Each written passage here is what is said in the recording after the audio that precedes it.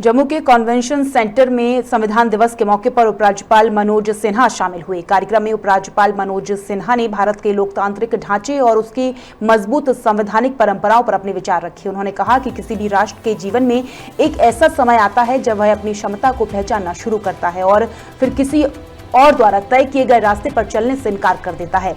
LG Sinha ने कहा कि भारत के लिए ऐसा ही ऐतिहासिक क्षण 76 वर्ष पहले आया था जब संविधान को अपनाया गया और देश ने आत्मविश्वास के साथ अपनी दिशा तय की। इस दौरान उन्होंने संविधान में निहित न्याय, स्वतंत्रता, समता और बंधुत्व के मूल्यों को दोहराया और नागरिकों से इन आदर्शों को जीवन में उतारने की अपील की।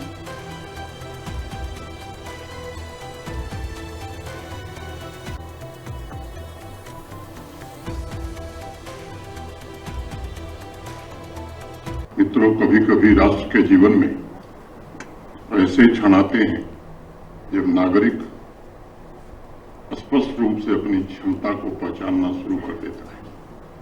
उस स्थिति में सामूहिक शक्ति के द्वारा राष्ट्र स्वयं के लिए एक मौलिक मार्ग तैयार करता है।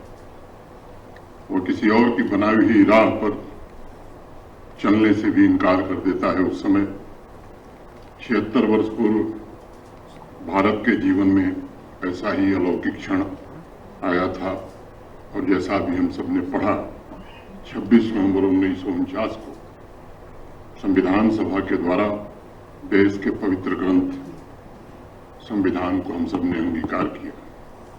वो शनिवार का ही दिन था। सुबह 10 बजे सभी सदस्य कॉन्स्टिट्यूशन हॉल में इकट्ठा हुए थे। अब उसे बहुत लोग सेंट्रल हॉल कहते हैं, पुरानी पार्लियामेंट का। 10:05 पर संविधान सभा के अध्यक्ष आदरणीय डॉक्टर राजेंद्र प्रसाद जी ने एक पत्र निकाला।